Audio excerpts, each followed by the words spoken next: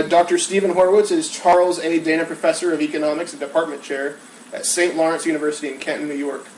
He's an affiliated senior scholar at the Mercatus Center in Arlington, Virginia, and a senior fellow of the Fraser Institute in Vancouver, British Columbia. Dr. Horwitz completed his MA and PhD in economics at George Mason and received his AB in economics and philosophy from the University of Michigan. He's the author of 2 books, both have really long titles, and he has written extensively on Austrian economics, Hayekian political economy, monetary theory and history, and macroeconomics. So, Dr. Horwitz, what is Bleeding Heart Libertarianism? Well, that question, I think, is tied up with another one of the questions on the list, which is sort of, what Bleeding Heart Libertarianism is about. So let me tackle it this way. I think Bleeding Heart Libertarianism is a group of libertarians who are concerned one way or another with addressing the kinds of issues that people on the left are interested in addressing as well. Okay? I think that can manifest itself in a couple of different ways. And this might actually go to, I'm going to answer a couple other questions while I go. One thing to understand about Bleeding Heart Libertarianism, it's not a position, say, like anarcho-capitalism or minimal statism or something like that. If you look, for example, at the Bleeding Heart Libertarians blog, there's a dozen or so of us there. And some of us are anarchists, some of us are classical liberals, some of us are minarchists, we're all over the libertarian map. So what brings Bleeding Heart Libertarianism together is not sort of minarchism or anarchism or something like that, right? Rather, it's how we think about what libertarianism is and how we want to defend it.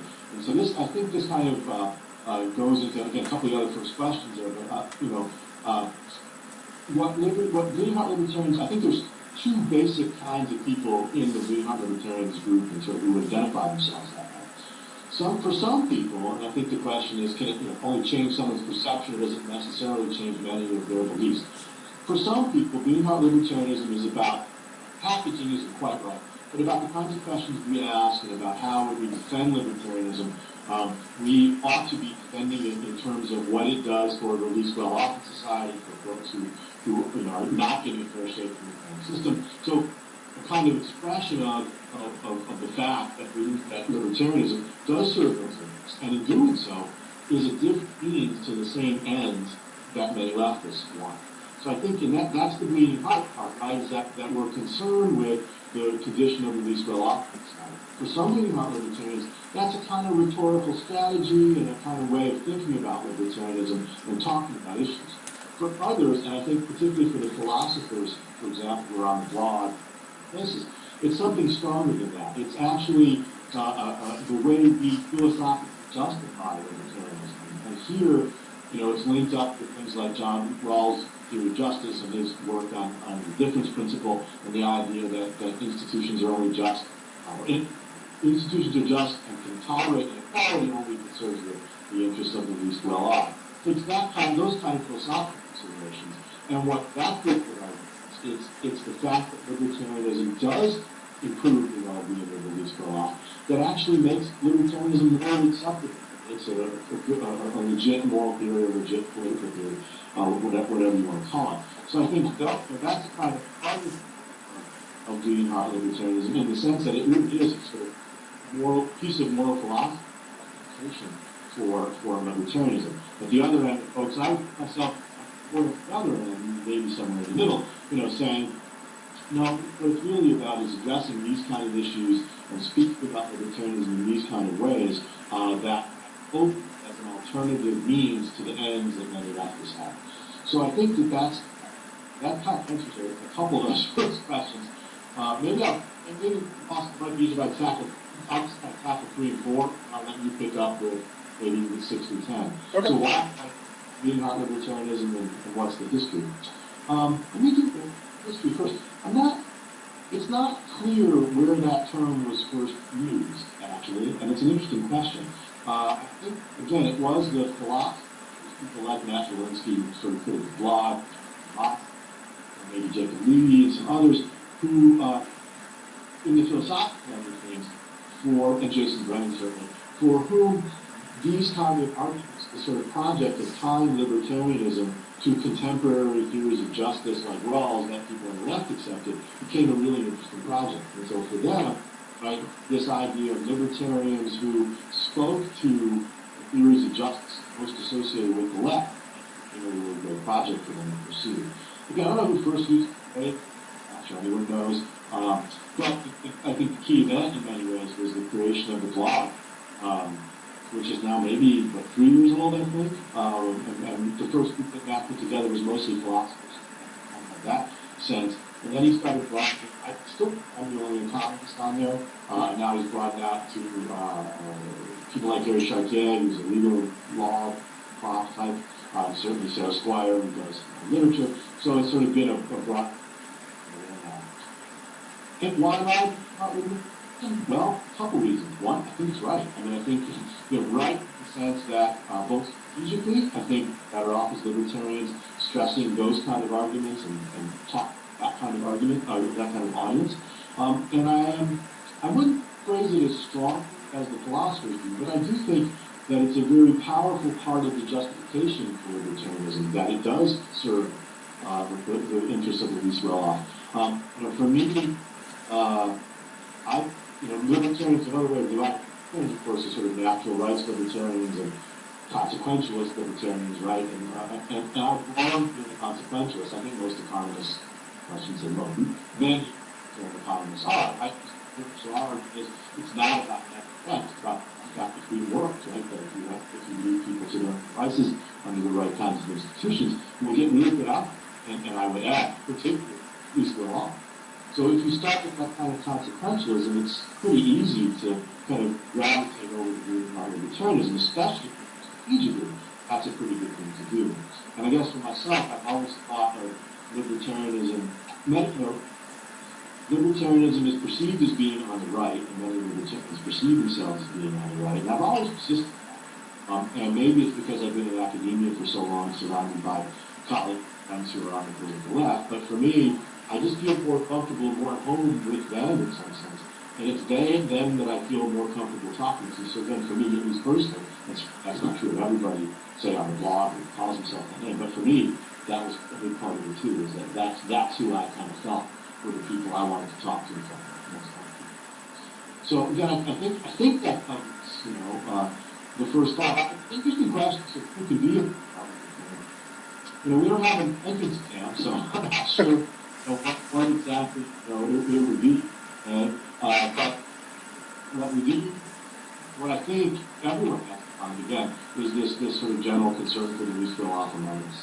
So in some sense, that's part of the libertarianism, that's going to get you in the door. Awesome. Going on to question 6, I guess.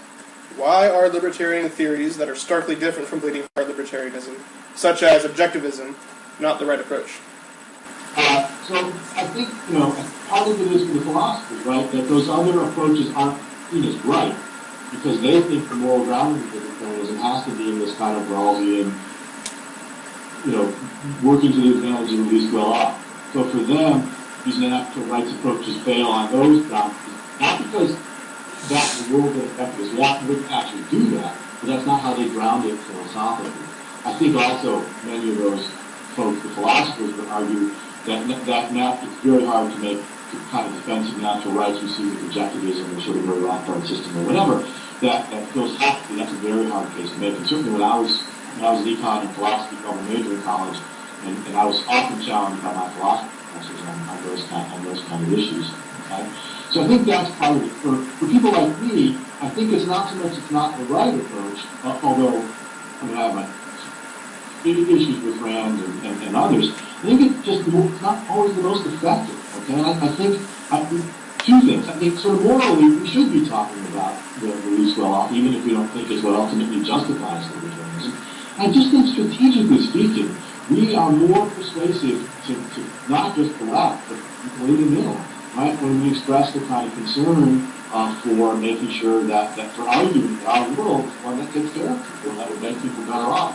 If people were trying to convince, care a lot. I think if you start thinking in terms of the debates libertarians have as being debates, mostly debates about means, not ends, right? That what we're saying, particularly people on the left, is look, We want to achieve a number of the same goals that you do. We just think you're going about it the wrong way. But our world would do a better job achieving not all, not just different goals, especially environmentalists, right? But many of those. And I think if we talk about things that way, we're often more effective and we're more persuasive to those folks. And at the very least, we don't turn them off. Sabio Bob about libertarians. I mean, what he was ranking against there was exactly the thing I think that many Bleeding Heart Libertarians are saying, we got to stop coming across with selfish threats or whatever we call it, right? So when we do the kinds of things Bleeding Heart Libertarians do, I think that's the case. Again, individual thinkers have criticisms of particular alternative approaches, but I think the general gist is that this is a better way to ground it practically and perhaps a better strategic way to do it. Okay, so what are some easy-to-digest ways to bring people to liberty in the Bleeding Heart Libertarian eyes? For example, objectivism has Atlas Shrugged, etc. That's a really good question. I think part of the answer is that the sort of this way of thinking about libertarianism is so young that we have the equivalent of that struck, that's for sure. Right? I think John Tomas's book, Free Market Fairness, is a good start. It's more classically liberal than hardcore libertarian. From my own perspective, I think he gives sort of the state too much to do, I would ask to do. But the arguments he makes in there are really powerful arguments, and arguments that would appeal, again, to folks on the left. I can think of good libertarians I know who came to libertarianism from the left, because they were persuaded by what I would broadly call all kinds of arguments. Right? When someone, if you think about something simple like minimum wage laws, right? You can argue with the wage laws by saying employers have the right to pay whatever they want, right? True. I might agree with you, okay? And when we start making those kinds of things, it's easy for other people to say, oh, you just pay people $3 an hour, right? 20 cents an hour, whatever, and exploit them, and now you're sort of arguing. If you start the argument by saying minimum wage laws cause unemployment among teenagers and non-whites disproportionately. The history of minimum wage laws was a conscious attempt to shut the job market, right? And now all of a sudden you've got people who talk about their heels a bit, right? Not accepting that argument anymore. And so I think that those kinds of arguments can be more persuasive. At the very least, you start in sympathy for the ends they want to achieve. So is there there's really no one-stop shop. I think if you read the work of some of the people who write the blog, it's sensitive. But there's not, there hasn't been the Bleeding Heart Libertarian Manifesto yet. Those Walensky and John Tomas are working on a book on libertarianism that would sort of explain and defend it from this perspective, but that's not out yet. So when that comes out, maybe. Cool. Okay. I'm going to skip ahead to number 10 and then go back to 8 and 9. Do you have any suggestions for events to reach out to liberals or other, to teach them about Bleeding Heart Libertarianism? Well, that's a great question, I think for you guys, student groups in general, for a great strategic question to think about. I think, I'm going to give an answer, that's not an answer to that question, but I think if there's ways that libertarians can show up at an event sponsored by left-wing student groups where we agree with them, maybe an anti-war event, okay, or a free speech event, or civil, whatever it might be, right? Fine. In gender issues, you can do it, take back the night or whatever. Anything like you can show up. You can show up. Wear an SFL t-shirt, wear your Hayek t-shirt or whatever, right? Sort of be libertarian and go. It's not part of that conversation. That's really powerful, right? People will listen to you. A number of weeks ago on campus, we had a group of faculty. This is when Bush was in power, and so we were concerned about the Constitution then, not so much now. They worked the Constitution, on the Constitution and sort of the Constitution wartime, the corpus and all these kinds of things. And I got involved in that very early and wound up having an opportunity to be one of the speakers and talk about what constitutions do and what happens in wartime. And it was great. It was good for me to be part of that. It was good for students to see me as part of that. So I think finding ways to get involved in kind of events, if that you're not counting someone else is, and to make those connections is a good thing. You know, what kind of events can you do? Do an anti-war event, right? Or, do a drone, anti-drone event, okay? Or, do a bomb kills kids event, something, right? Right, that might not work, okay? But, something, right? Where either one of two things happens. Either you're engaging with people on the left, or they're going to look stupid saying you're stupid, right? So I think those kind of things are covered. I don't think the ones that, these things like affirmative action, bait sales, and all this don't work very well because you're too in your face. You come across as racist. I mean, you could do one on, it depends.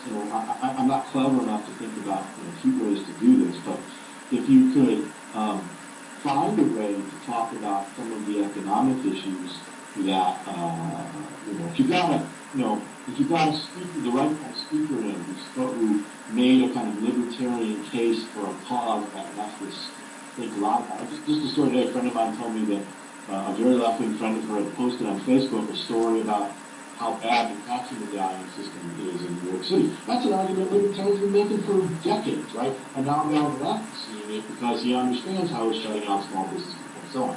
I think, by the way, now that I think about it, another great kind of issue to grab is corporatism and rent-seeking issues, right?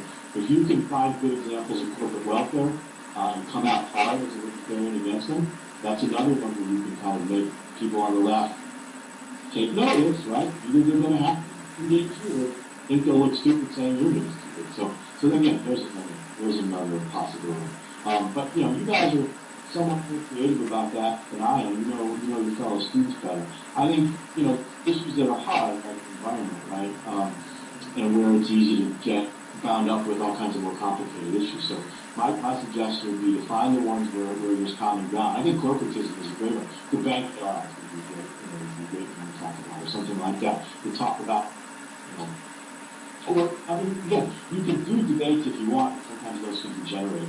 I think it's sometimes better to just, even just a speaker or a display or something. I mean, that and getting involved with everyone is the best.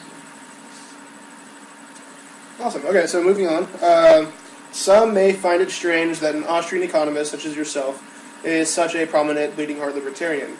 How do you reconcile logical, unemotional, scientific theory to those with bleeding hearts? Well, I think it goes back to the consequentialist, right? My friend Pete Benton likes to say that economists ought to be soft-hearted and hard-headed, okay? And I think that's not a contradiction, right? We as economists do and should care, again, about who is well off among us, right? But we also understand that to execute that care, right, to actually generate the consequences that benefit those folks, we have to take a hard-headed approach to what works and what doesn't. One way to think about it is, the sort of argument that we make all the time, that good intentions aren't enough, okay? And, as David Schmitz, who's another political philosopher, though he's not on the blog, probably counts as a Bleeding Heart Libertarianism too. David Schmitz has a great line with it, something like, if what you're concerned about is to show that your heart is in the right place, it probably isn't. Okay? So it's not about demonstrating your good intentions, it's about what kind of policies actually help you. And so I think, if there's your economist and the hard-headedness that is really important, right? Because the only way we're going to help people, that's the soft-hearted side, is to be realistic and hard-headed and understand economic. So I don't think it's a contradiction. I think if people find it strange, okay? I think that they misunderstand, here's how I put it. They're not distinguishing between the methods economists use, even Austrian economists, and the goals we hope economists will achieve if people listen to us, right? So again, you can be hard-headed and logical and rational and all those things about the theory, right? But you're putting the theory in service of serving the interests of who's going on. I read that you're currently researching economics and the social theory of the family. Could you describe that? So the family stuff.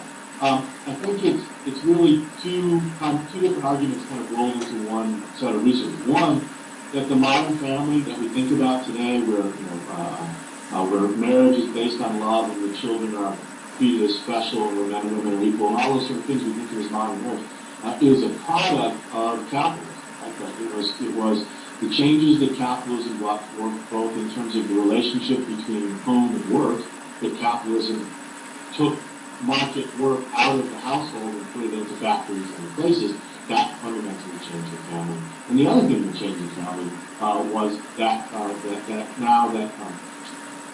that people had the wealth. Well, two things. That people had the wealth and that families were no longer themselves economic units. That enabled, first, marriages to be about love rather than about economic combinations. And then the wealth that capitalism created enabled us to sort of do many of the things that used to be done in the household outside of the household. And that has changed the family, right? We eat dinner out more, we buy more things in the market, we pay for daycare. All those kinds of things that capitalism made possible has been fundamental in transforming the family. And part of the theme there is that this causes a real problem for people on the left and people on the right. For conservatives, right, the problem is that they often don't like a lot of those changes that have happened in the family. They want to stop the clock or turn back the clock. But what I've always made them possible is capitalism. Conservatives at least pay lip service to the free market and capitalism. But it often creates cultural changes that they don't like. They can't have it both ways, right?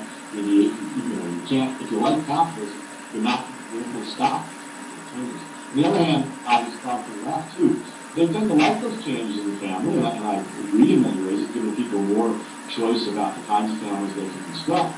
But the left might be hesitant to admit that capitalism made that possible, right? And that the wealth and the changes from capitalism were the key to making that happen. So I think that's another, that's an interesting part of the argument too. So part of the book is history, and then the other part of the book is kind of analyzing. There's a couple chapters looking at family policy issues today.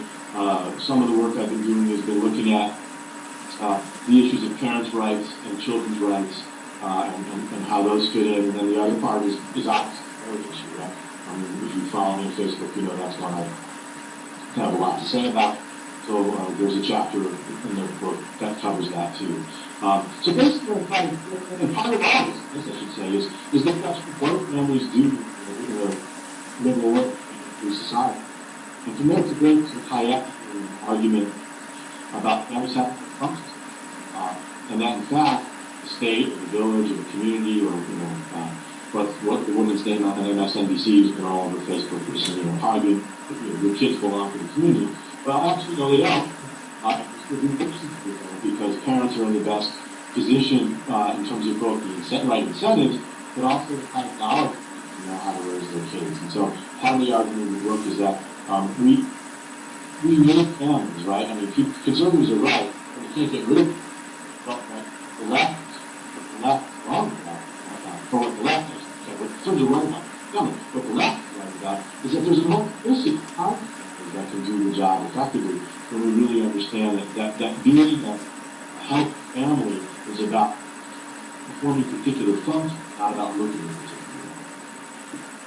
So there's a kind of broad overview. And a lot of that, just one more thing too, is sort of where does the family fit into how libertarians, and particularly Hayekian libertarians, talk about spontaneous order, the idea that institutions evolve without someone designing it, how families evolve and change over time. Okay, cool. Well, that's all the prepared questions, so now we're going to open Q&A. Does anybody have questions? Actually, I guess I'll start out. This question might have sort of been answered already, but, what is the future of Bleeding Heart Libertarianism? What do you see? Let's take it over to libertarianism. I don't know, it's a good question. I think, and again, it's not like those of us on the blog kind of sit around and have strategy sessions all the time. I think we're all in this with our own goal.